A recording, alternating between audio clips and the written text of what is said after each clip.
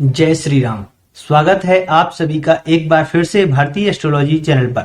दोस्तों, आज मैं आपको एक बहुत ही रेयर टेक्निक बताऊंगा जिसके द्वारा कि आप किसी भी चार्ट को देख करके विद इन सेकंड्स बता सकते हैं, इंस्टेंटली बता सकते हैं कि कौन सा आने वाला समय आपके लिए आर्थिक स्थिति से कमजोर रहेगा या फाइनेंशियल ट्रबल्स आपके लिए आ सकते हैं। तो आप इंस्टेंटली बता सकते हैं। और दोस्तों, ये बहुत ही रेयर टेक्निक है और ये जेमिनी ज्योतिष की एक टेक्निक है जिसको मैंने राहुल कौशिक जी के द्वारा सीखा है और बहुत ही दुर्लभ टेक्निक है। इसके द्वारा मैंने जितनी भी चार्ट्स पर लगाया तो मुझे काफी अच्छे परिणाम इसके प्राप्त हुए, तो मुझे लगा आपके साथ इसको शेयर करना चाहिए। और दोस्तों, जैसे कि हम सामान्य रूप से बात करते हैं पराशरी में, तो दूसरे भाव को हम धन भाव कहते हैं, 11वें भाव को लाभ भाव कहते हैं, 10वें भाव को भी हम प्रोफेशन के लिए गाइड करते हैं। और वहीं केपी की बात करें तो 2, 6, 10, 11 को भी हम फाइनेंस के लिए इंपोर्टेंट हाउस मानते हैं। तो वहीं जेमिनी ज्योतिष की बात करें तो जेमिनी ज्योतिष अपने आप में कारकों पर कार्य करती है। इसमें 7 विभिन्न प्रकार के कारक होते हैं। आप उन कारकों के बारे में नहीं जानते हैं तो मैं एक क्विक बता देता हूं। तो कारक होते हैं वह ग्रहों की डिग्री के आधार पर कार्य करते हैं। जैसे कि कोई ग्रह उसकी सबसे ज्यादा डिग्री है, सबसे हाईएस्ट डिग्री है, तो वह आत्मा कारक बन जाएगा। आत्मा कारक अपने आप को दिखाता है। अमर्त्य कारक होता है जो दूसरे नंबर पर हाईएस्ट डिग्री है, वह अमर्त्य कारक बन जाता है। अमर्त्य कारक आपके प्रोफेशन और करियर के लिए इंपोर्टेंट ग्रह बन जाता है। और वहीं तीसरे नंबर पर जिसकी सबसे ज्यादा डिग्री है तो वह भ्रातृ कारक बन जाता है, जो थर्ड हाउस से रिलेटेड चीजों को कंसीडर करते हैं हम। फिर चौथे नंबर पर जिसकी सबसे हाईएस्ट डिग्री है वह मातृ कारक ग्रह बन जाता है, और मातृ कारक ग्रह चौथे भाव से जुड़ी हुई चीजों को निर्धारित करता है। और वहीं पांचवें नंबर पर जिसकी सबसे ज्यादा डिग्री है तो वह हमारा संतान कारक या पुत्र कारक माना जाता है उसको, और 5वें भाव से जुड़ी हुई चीजों को हम उसमें कंसीडर करते हैं।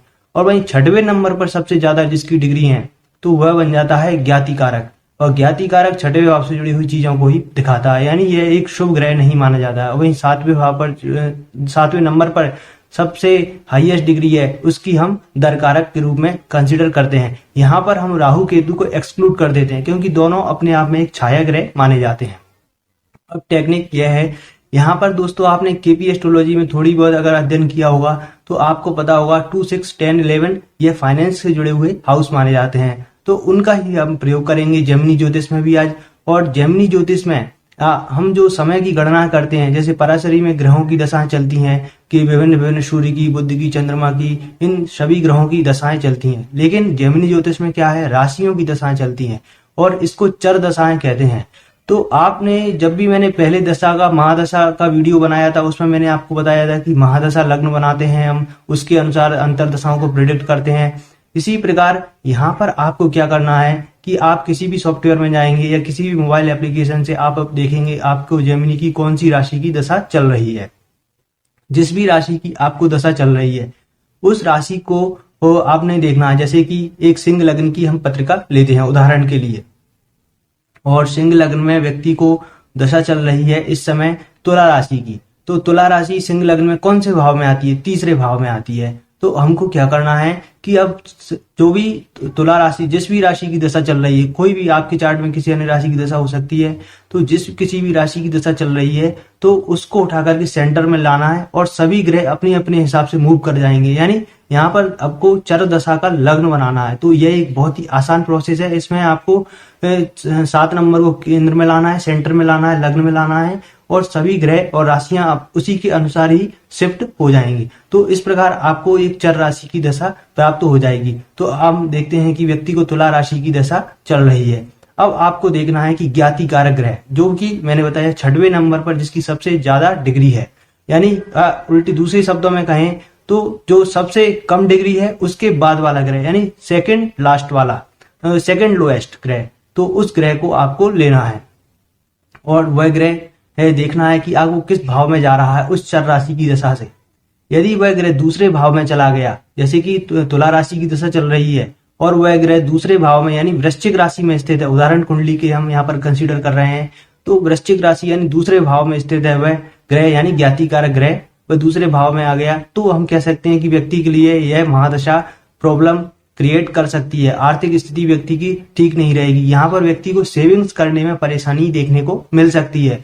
और कहीं यदि आप व्यक्ति की फाइनेंशियल स्थिति पहले से ही स्ट्रांग है तो हो सकता है यहाँ पर उसके पास जो लिक्विड मनी है वह ड्रेन हो जाए, यानी व्यक्ति के पास कैश मनी की कमी हो, यह हम देखने को मिल सकती है। यानी कहीं ना कहीं व्यक्ति को फाइनेंशियल इश्यूज इस दशा में रहेंगे, सेविंग्स व्यक्ति आसानी से कर नहीं पाएगा। और वहीं यदि हम अगली बात करें तो यदि यही ग्रह छठवें भाव में चला जाता है तो छठवां भाव क्या दिखाता है? छठवां भाव दिखाता है हमारे जो भी जॉब्स को और सर्विसेज को। सर्विस किसी भी प्रकार की हो सकती है, सर्विस सेक्टर अपने आप में बहुत ही वास्ट है। तो सर्विस से जुड़े हुए व्यक्ति या जॉब से जुड़े हुए व्यक्तियों के लिए ज्ञाति कारक ग्रह चर दशा से छठवें भाव में जाता है तो यह परेशानी प्रद कर सकता है। नौकरी से आपको निकाला जा सकता है, नौकरी चेंज हो सकती है, सर्विस में आपको प्रॉब्लम आ सकती है, किसी प्रकार के क्लाइंट्स नहीं मिल सकते हैं। कहीं ना कहीं यहाँ पर आपके करियर को यहाँ पर इफेक्ट करता है, स्पेशली ये सर्विसेज और जॉब से जुड़े हुए व्यक्तियों के लिए। यानी छठवां भाव भी फाइनेंस के लिए इंपॉर्टेंट भाव माना जाता है और यह अर्थ त्रिकोण का हिस्सा है, इसलिए यहाँ पर छठवें भाव को विशेष रूप से कंसीडर करते हैं। और वहीं अगली बात, यदि यही ज्ञाति कारक 11वें भाव में चला जाता है चर दशा की लग्न से, तो 11वां भाव क्या है? आपके लाभ को दिखाता है, आपके प्रॉफिट्स को दिखाता है। तो यहाँ पर आपके प्रॉफिट्स में भारी मात्रा में कमी आ सकती है।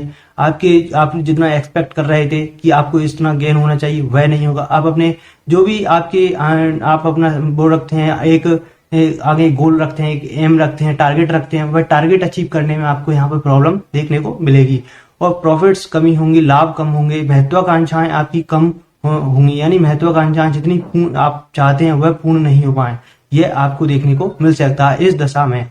और अगली बात करें, यही ज्ञाति कारक यदि 10वें भाव में आ जाता है तो आप कोई नया वेंचर स्टार्ट करना चाह रहे हैं तो आप 100% लिख के लीजिए कि उस दशा में आपको जितनी सक्सेस चाहिए वह नहीं मिल पाएगी। कहीं ना कहीं काम अटकेंगे, रुकेंगे और काम पूरे नहीं हो पाएंगे। तो जेमिनी ज्योतिष की यह बहुत ही खास टेक्निक है जिसके द्वारा आप देख सकते हैं कि चर दशा जो भी चर महादशा है उससे यदि ज्ञाति कारक दूसरे भाव, छठवें भाव, 10वें भाव और 11वें भाव में चला गया तो लिख के ले लीजिए, आपको आर्थिक रूप से समस्याएं उस महादशा के अंतर्गत आनी ही आनी है। आपके पास फाइनेंस रुकेगा ही रुकेगा नहीं और कहीं ना कहीं आपके प्रोफेशन को भी यह अफेक्ट करेगा यदि 10वें भाव और 11वें भाव में ज्ञाति कारक पहुंच जाता है। अब आपके प्रश्न हो सकते हैं कि महादशा को ही ले, अंतरदशाओं को नहीं ले? जी, आपको अंतरदशाओं को भी उतना ही महत्व देना है क्योंकि कोई भी महादशा एक रूप से समान परिणाम नहीं देती है। यदि अंतरदशा की जो भी राशि की दशा चल रही है उससे ज्ञाति कारक किस भावों में, यदि दूसरे भाव, छठवें भाव, 10वें भाव, 11वें भाव में आता है तो भी यह प्रॉब्लमेटिक समय रहने वाला होगा। अब हम एक हाइपोथेटिकल कंडीशन मान के चलते हैं, जैसे कि व्यक्ति के लिए महादशा चल रही है किसी राशि की और उससे ज्ञाति कारक दूसरे भाव में आ रहा है और अंतरदशा से भी ज्ञाति कारक दूसरे, छठवें, 10वें, 11वें भाव में किसी में आ जाता है तो यह टाइम पीरियड व्यक्ति के लिए बहुत ही क्रिटिकल रहने वाला होगा फाइनेंस को लेकर के। ये आप प्रिडिक्ट करके दे सकते हैं, लिखकर व्यक्ति को दे दीजिए आसानी से और यही निश्चित रूप से देखने को आपको मिलेगा।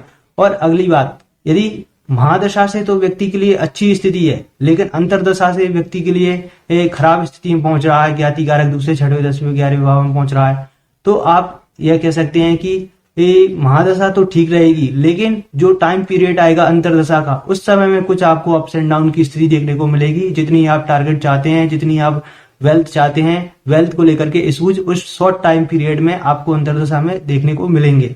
लेकिन यदि महादशा ही पूरी तरीके से खराब दिख रही है, महादशा राशि से दूसरे, छठे, 10वें, 11वें में जा रहा है ज्ञाति कारक और अंतरदशा से लेकिन नहीं जा पा रहा है, अंतरदशा से उसकी स्थिति ठीक है, तो आप कह सकते हैं कि ये अंतरदशा में जो भी समय आएगा उसमें आपको रिलीफ मिलेगा और फाइनेंशियल ट्रबल आपके थोड़े कम होते हुए दिखाई देंगे। लेकिन महादशा का प्रभाव सर्वोच्च रहेगा और उसका ही इम्पैक्ट पूरे टाइम पर आपको देखने को मिलेगा। चलिए अब आपको मैं एक उदाहरण कुंडली के माध्यम से समझा देता हूं कि किस तरह यह कार्य करता है। आपको यह स्क्रीन पर कुंडली दिखाई दे रही होगी, वह मीन लग्न की कुंडली है जिसमें शनि लग्न में ही स्थित है। यहाँ पर सूर्य ग्रह है, वह 6वें नंबर पर सबसे हाईएस्ट डिग्री का ग्रह है, इसलिए यह ग्रह ज्ञाति कारक बन जाता है। अब बात करें व्यक्ति को यदि वृषभ राशि की दशा शुरू होती है तो यह देखने को मिलेगा कि वृषभ राशि से सूर्य कहाँ पहुंच जाएगा, यह दूसरे भाव में पहुंच जाएगा और दूसरे भाव में पहुंचते ही उस वृषभ राशि की महादशा में व्यक्ति को फाइनेंशियल ड्रेन होने लगेगा, यानी आर्थिक स्थिति कमजोर रहेगी और सेविंग्स नहीं कर पाएंगे, कहीं ना कहीं आर्थिक रूप से प्रॉब्लमेटिक समय रहेगा। और यदि मकर राशि की महादशा की बात की जाए तो मकर राशि की महादशा से सूर्य 6वें भाव में पहुंचेगा तो ये जॉब के लिए सही समय नहीं रहेगा, सर्विस के लिए सही समय नहीं रहेगा, कहीं ना कहीं आर्थिक स्थिति को कमजोर करने वाला समय मकर राशि की महादशा का रहेगा। यदि हम बात करें सिंह राशि की महादशा की, तो सिंह राशि की महादशा से यह 11वें भाव में पहुंचेगा सूर्य। तो इस भाव में यह देखने को मिलेगा कि आपको सिंह राशि से तो यह 11वें भाव में गया है, लेकिन ज्ञाति कारक होने की वजह से यहाँ पर आपको जितनी अपेक्षाएं चाहिए, जितनी आप फुलफिलमेंट ऑफ डिजायर चाहते हैं, वह नहीं हो पाएंगी। और होती भी हैं तो वह काफी कह सकते हैं एफर्ट्स लगाने के बाद होंगी, मेहनत करने के बाद होंगी, क्योंकि यहाँ पर 11वें भाव में जा रहा है। तो जितनी आप अपेक्षाएं करते हैं लाभ की, वह पूर्ण नहीं हो पाएंगी। और वहीं यदि बात करें कन्या राशि की महादशा की, तो कन्या राशि की महादशा से ज्ञाति कारक 10वें भाव में जा रहा है। तो इस वजह से यह देखने को मिलेगा कि आपको प्रोफेशन में कहीं ना कहीं अप्स एंड डाउन देखने को मिलेंगे। जितनी आप चाहते हैं कोई नया वेंचर स्टार्ट करना, कोई नया काम कोई स्टार्ट करना चाहते हैं, तो वह पूर्ण नहीं कर पाएंगे। तो यह स्थिति अक्सर आपके समक्ष स्थिति उत्पन्न हो सकती है। तो मुझे लगता है आपको यह उदाहरण कुंडली से भी काफी क्लियर हो गया होगा। फिर भी आपके कोई डाउट्स हैं इस टेक्निक को लेकर के, तो आप मुझे कमेंट सेक्शन में बता सकते हैं। और आप अपनी कुंडली से जुड़ी हुई कोई जानकारी लेना चाहते हैं या कुंडली का परीक्षण करवाना चाहते हैं, तो स्क्रीन पर दिए हुए मेरे व्हाट्सएप नंबर या फिर वीडियो के डिस्क्रिप्शन बॉक्स में दिए हुए मेरे व्हाट्सएप नंबर पर मुझसे कॉन्टेक्ट कर सकते हैं। और उम्मीद करता हूं आपको मेरी यह वीडियो बहुत ही अच्छी लगी होगी, स्पेशल लगी होगी। और अच्छी लगी है तो आप लाइक करना ना भूलें। और आपने चैनल मेरा सब्सक्राइब कर रखा है तो इसके लिए मैं आपका बहुत बहुत धन्यवाद देता हूं, आभार प्रकट करता हूं। और इसी तरह हमारे साथ जुड़े रहिए। हम एस्ट्रोलॉजी को एक नए लेवल पर ले जाना चाहते हैं, इसमें आप सभी का सहयोग चाहिए और इसके लिए आप सभी अपना सहयोग करें। अगेन जय Shri Ram, thanks for watching. फिर मिलते हैं किसी अन्य वीडियो में।